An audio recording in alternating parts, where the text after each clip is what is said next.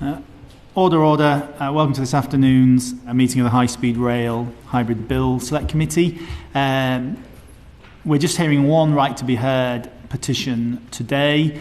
Process will be we'll hear from the would-be petitioners first, and then we will hear from the promoter, Mr. Ormondroyd today. Before I pass over to the petitioners, just for direction, it's important. We don't want to hear the content of the petition. We just want to hear the arguments around why you believe as a group you have a right to be heard, bearing in mind the standing orders that exist. So if you could stick to the arguments around that, please, rather than the content of the petition, which would obviously be considered if the committee deemed you had a right to be heard. So we've got Mr. Carroll and Councillor Evans. I don't know who's starting for Mr. Carroll, so over to you on behalf of Free Hale and Hale Barnes of HGVs. Thank you very much, Mr. Chairman, and I just do want to echo your remark in that we will touch on some of the substance of the objections, but only insofar as it relates to the direct and special effects threshold that we have to meet. So let me first of all just say what we are not. This is not a campaign group who are campaigning to stop HS2. We are not a campaign group seeking to stop the reformulation of the M56 works, which is at the core of the objections that we make. We are rather making a narrower objection, and we are a group of local residents who have come together organically at short notice to be heard through a single organisation, and that is the organisation that appears before you today. So we have just under 1,400 members, of which Councillor Nathan Evans and I are two. And we object to this bill in one respect alone, and that is for the provision of a construction route running through dense residential areas of Hale Barnes in the southern corner of the Metropolitan Borough of Trafford.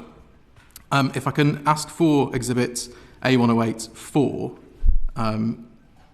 just to show you the route that this takes, and apologies, it's a washed out background, but the green route there is the route that is proposed that on HS2's estimates, hundreds of HGVs may transit through per day.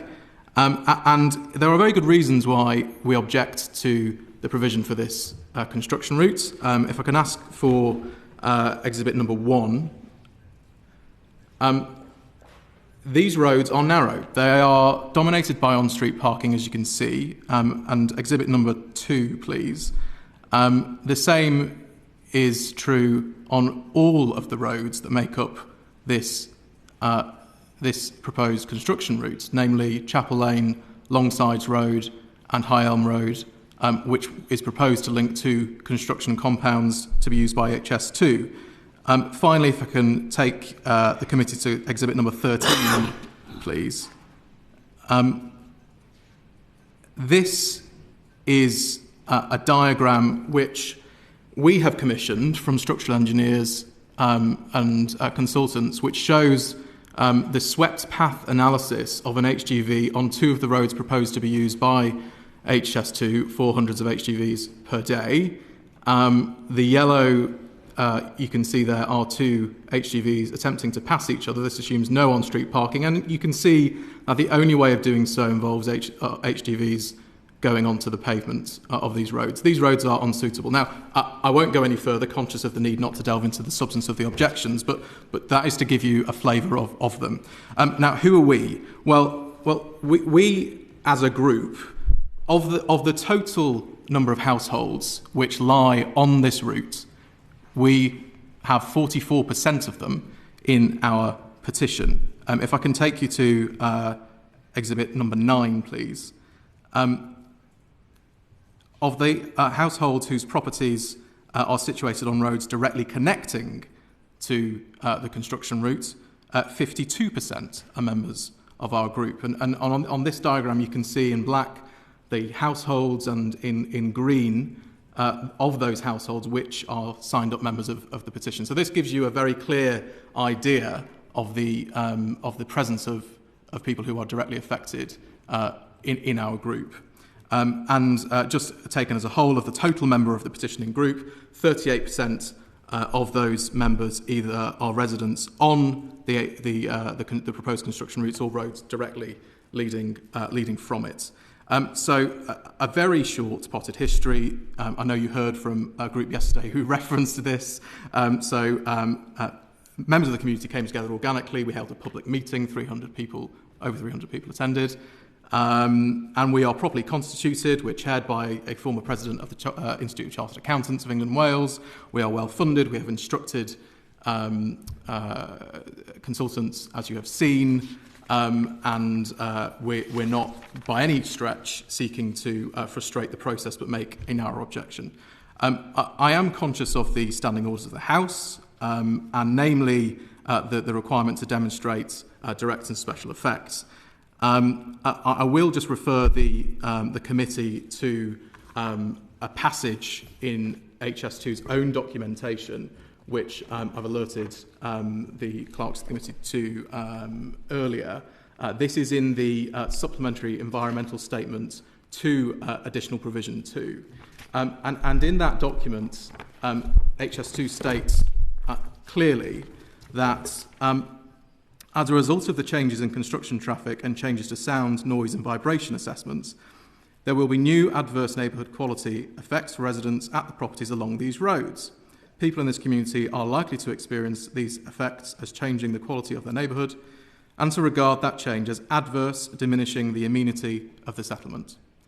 And if you needed further evidence of the effects on amenity to these residents, we have it at exhibit number 14 and 15. This is a letter from an independent and award-winning local estate agent who speaks to the drop in amenity value of these properties. Particularly, I would like to draw the committee's attention to the paragraph starting, however, just down the page, and it states clearly that this is going to affect demand further, specifically within this otherwise relatively unaffected area. This route plan will almost certainly add an extra layer of buyer resistance to the whole of Hale Barnes, not just the fringe areas where the route itself goes. And that goes some distance to explain why we have some members who are very directly affected and others who are directly affected but off those initial roads. So those are the two classes of members that we have. I'm also conscious of the need, based on the committee's precedents, to demonstrate that absent parliamentary authorisation, these residents would otherwise have an action for the interference at common law. It is our submission to the committee that, absent parliamentary authorisation, there may well be a claim for private nuisance against HS2 if this were any other construction site for the running of potentially hundreds of HGVs with the noise, pollution and the disruption and the construction which goes past their houses. So I just want to make that point. Finally, before I pass on to Councillor Evans, let me just say this, that we have examined in detail every map for Phase 1 and Phase 2 of HS2, including all of the maps for Phase 2B. This, as far as we're concerned, is the only proposed construction route which proposes to run hundreds of HGVs through a primarily residential area. If that isn't a special effect, frankly, I don't know what is. So with that, I just want to hand over to Nathan Evans, who is going to address the position of the local authority. Thank you, and thank you to the committee for their time today. You'll be aware I'm Councillor Nathan Evans, one of 3 elected councillors for Hale Barnes area and leader of the Trafford Metropolitan Borough Council Conservative Group. Been nominated by our constituted group, Free Hale and Hale Barnes, from HGVs to speak on their behalf. Set before you the books that are suggested reading to residents to make an informed decision, running up to thousands of pages. And he argued that it's so complex that it's virtually impossible for residents to access and submit a petition on their own behalf. It is wholly inaccessible to residents. We have a steering committee of 18 members reviewing these documents: accountants, railway engineers, road consultants, councillors. We are here today to argue for our right to be heard. We can evidence that the suggested routes of the HGV construction traffic is totally unacceptable, detrimental to our members and our residents' way of life, neighbourhood, and I dare say wallets. We can and have evidenced that fact. As has been demonstrated in slides 9, 10 and 11, we represent many of the members, 43% of the members on the affected construction routes. So we are wholly representative. 46% of the households on all connecting roads and 52% of households directly connecting to the construction route. Up to 1,400 affected people have gone to the effort to join our constituted group, and I and my colleague have been asked to advocate on their behalf. The promoter asserts that our residents' interests are covered within the Trafford Council petition. This would be the same council that refused to meet with my residents, refused to walk the route with me and the residents, and the same council that refused to attend our public meeting. It is true that the petition alludes in some way, their petition, in some way to the construction routes, but it is essentially copied and pasted from HS2's own AP2 publications. Very little original content. It offers no alternatives, and clearly the construction routes are periphery to its main objectives. To date, Trafford haven't communicated with my residents in any way to elicit their views and thoughts. Following the promoter's failure at engagement with our residents, and the fact that if you attempt to elicit an answer from HS2, it takes weeks to respond, which means that you miss the window of opportunity to respond with a petition because you'd be out of time. Of course, it fell to the elected councillors to help and look to decipher and explain the information around the newly added construction routes. It was the residents' demands on my resources that led to the public meeting, initially for 100 people at a church hall, but by public demand shifted at short notice to a larger synagogue for over 300 residents, with some craning through open windows to hear. The promoter refused to attend, but more worryingly, Trafford Council refused to attend and engage with my residents. Too busy and on holiday was the response from the Trafford team, though they did allow me to collect some notice boards to pin our maps to. It was more a case of how not to follow process and how not to engage with my residents. I requested that officers from the council or the elected portfolio holders meet with our team on the roads affected, but we were met with, we can do a run-through on Google Street View. I would argue that there are other forces at play within the council petition. And in this context, the promoter suggests that our group, up to 1,400 residents currently, but expanding daily, directly affected, do not have a right to be heard. We have in record time set up a constituted group with a bank account, and we all know how hard it is to set a bank account up for an association.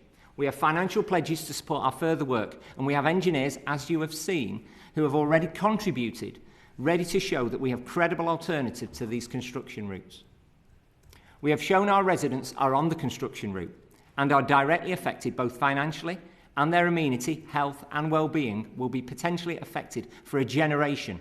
The blight on their homes has already begun and will remain for between 10 and 20 years, even if the construction goes to schedule.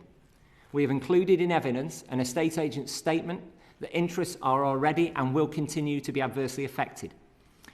I have here subsequent evidence, only made available after our Thursday deadline, further evidencing that homes are already blighted on the property market and are failing to sell because of the construction route. Many of our members and residents will never see their property values return in their lifetime. I think we have clearly demonstrated our right to represent our members. We have clearly demonstrated our members' interests have been impacted and in property value, amenity reduction, and even now suffering long-term blight. Our group, Free Hale and Hale Barnes from HGVs, must have a right to be heard by this committee, and we request that you look kindly on the plight of our residents. Thank you, Chair. And if I could just finally add on matters of precedent, we are, of course, mindful of the previous decisions of this committee and of the Court of Referees, which bind this committee. And I'd like to draw your attention just to two of those. The first is of the petition of domestic doggess, which this committee heard.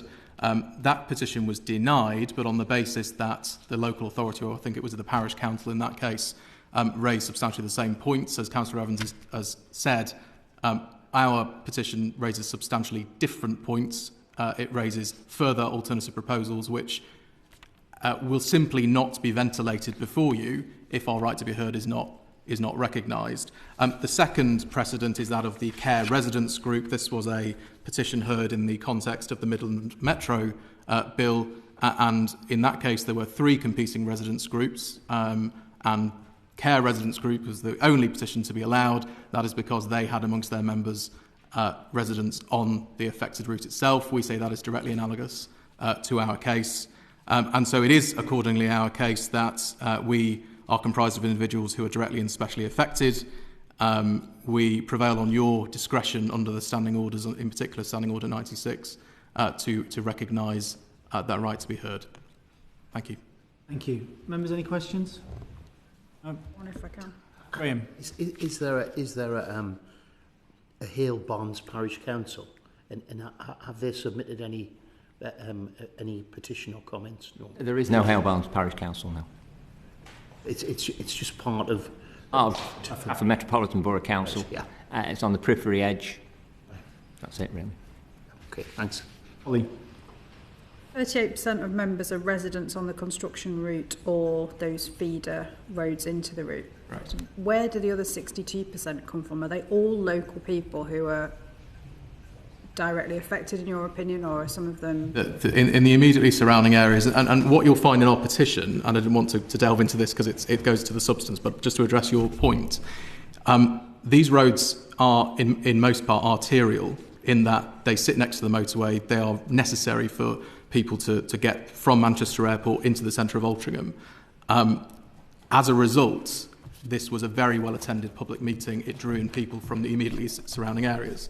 Now, I've addressed today the point around people whose properties lie on the route will be affected by construction, noise, emanations of pollutants.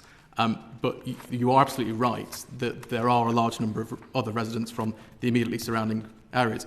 I am one of those who depend on these roads and are worried about the congestion that this will cause. So that is the remainder.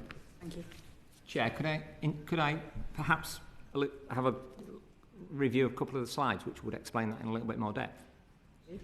I mean, we've seen the slides already, so I don't think we need to see them again, to be honest. So we'll leave it at that. Mr. Ormondroyd. Well, yes, sir. And the petitioner, as has been very clearly stated in what you've heard, is an action group formed in response to the scheme. And it's an action group with a single issue, which again, been very clearly and fairly stated, namely the impact of construction traffic and specifically one particular construction traffic route. And so there are 3 clear reasons why I submit there's no right to be heard here.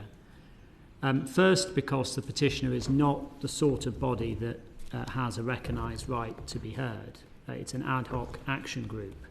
Could we have R85, please?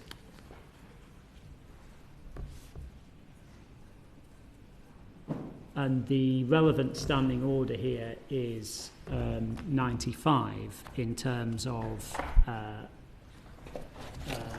societies or associations representing trade, business or interest, including amenity interests. And that's taken as referring to pre-existing amenity societies, not ones that have been formed specifically for the purpose of objecting to the bill. And if we go to R82, please, and just down to the bottom of the page. This is a citation that you saw yesterday from the House of Lords report on Phase 1, a report which the petitioner clearly acknowledges the authority of, as it's cited that in correspondence. And what is set out here is that the general practice is not to hear petitions presented by an ad hoc group, because the public interest in full examination of environmental and ecological issues, including traffic management, is better achieved by petitions presented by local authorities, large and small. And then if we go over the page to R83, action groups are usually not allowed to be heard on their petitions. So that is the ordinary and settled approach to bodies like this. What is effectively being said is that you should make an exception because the petitioners are not satisfied with how Trafford Council have responded to them so far. I would suggest that's not a matter that we can or should go into in this forum. Trafford Council might have a very different account of its conduct, and in any event it's a public authority, it's a highway authority with statutory responsibilities, and it's democratically accountable. The thing that we can be sure of, though, is that the scope of Trafford Council's petition is wide enough to cover points about traffic impacts, and specifically about construction traffic. So it's open to Trafford Council to pursue points about that when it comes to make more detailed representations. But the essential point here is that the ordinary standard practice is for action groups like this not to be heard. The second point is because the petitioner hasn't made out that the property or interests of those they represent are directly and specially affected by one or more provisions of the bill. And the petitioner, you notice, hasn't focused on this whole interest group angle. Instead, it's saying that the members of it, or some percentage of them, would be specially and directly affected.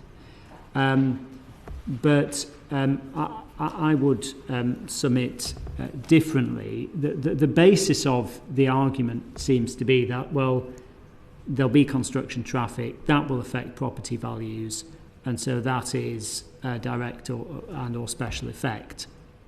I can't clearly take a position today on whether or not there will be an impact on property values, but assuming there is an impact on those from construction traffic, that wouldn't amount to a direct and special effect of the provisions in the bill. And the reason for that is a somewhat technical one, but essentially the idea of direct and special effect has been interpreted fairly generously by the House of Lords Phase 1 Committee to extend to any actionable nuisance, so a nuisance that that people will be able to sue for in court, and the petitioner referenced that standard and I think acknowledges that they have to meet it. But construction traffic would not give rise to the right to bring legal proceedings for nuisance, for the simple reason that it is not a nuisance at law for traffic to drive down a public road where it has every right to be, unless some sort of restriction is brought in to prevent it. So the construction traffic just doesn't engage that sort of effect.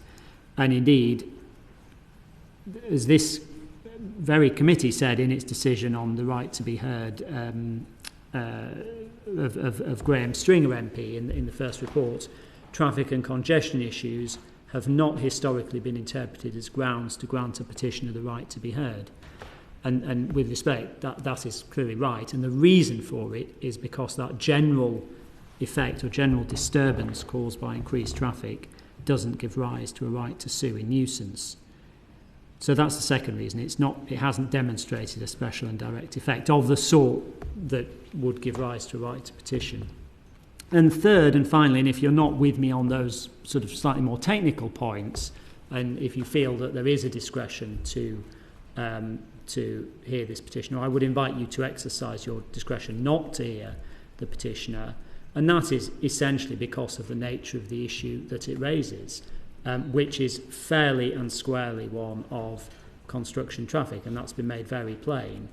And that issue of construction traffic is an issue which the committee has indicated in its first report that it will generally not make specific recommendations on, and it seems unlikely that the committee would want to get into the nitty-gritty of the construction routing, one particular construction route, rather than the general approach, which is to leave that to be dealt with through the process of preparing construction traffic management plans. So, in my submission, not much purpose will be served by hearing the substance of this petition, because the likely result will be, well, that's a matter for further down the line. But insofar as the committee does feel, perhaps on the basis of today's presentation, that this is a case in which the committee wishes to make an exception and wishes to inquire into this in more detail, then the more appropriate vehicle for that is through the petition of Trafford Council, or indeed if the petitioners are going to say Trafford Council, aren't adequate, you also have Graham Brady, the local MP who's petitioning on this and whose right to be heard is not challenged. So insofar as there's a discretion, I'd invite you not to exercise it, and I would just respectfully observe that these petitioners clearly have some fairly powerful guns lined up, but they just need to go and fire them in the right direction, and that direction is not here, but it will be in discussions with the local highway authority, either as part of the petitioning process or later as part of the process of drawing up traffic management plans. In terms of Standing Order 96, yes, I'm just following the argument here. So your argument is that it doesn't apply to groups of individuals. I was addressing 95. 95, but 96 is what the petitioners were arguing, which is that as inhabitants, to allow local authorities or inhabitants to have petitions considered. And the document that was just up previously, you can go back to that.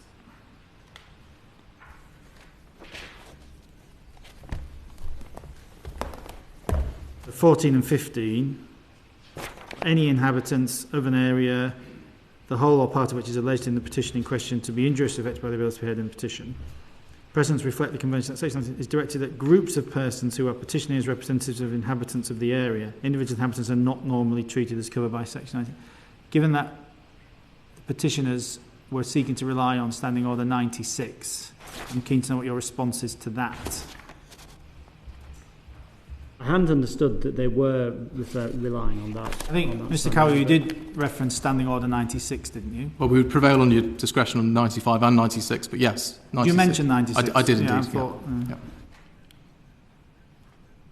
well, as I say, insofar as there is a discretion to hear this petitioner, then you've heard my response on that, which is that I'd invite you not to exercise that discretion. I'm just confused by the 15. Individual inhabitants are not normally treated as covered by Standing Order 96. Yet, Standing Order 96 is specifically related to inhabitants of an area, and it says the precedents reflect the convention that Standing Order 96 is directed at groups of persons who are petitioning as representatives of inhabitants of the area. So, Standing Order 96 seems to suggest that individual inhabitants are not covered by it, is what we're saying the precedents say, but that it refers only to groups of individuals. But the argument has been put forward that groups of individuals are not in and of themselves able to petition. Well, I think the 96 is really about local authorities. So that's the context for it. It's saying a local authority. So can we just go back to the standing orders? So you have 95, which is about societies or associations representing a trade, business or interest, including under 95.2 amenity, educational, travel or recreational interests. So those sort of interest groups are under 95. 96 is about, it starts with local authorities, and that's the context in which it then talks about inhabitants. So it's looking at it in terms of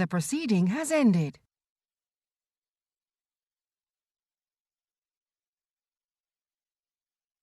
The proceeding has ended.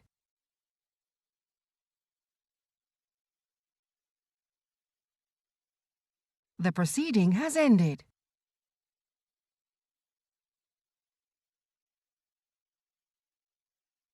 The proceeding has ended.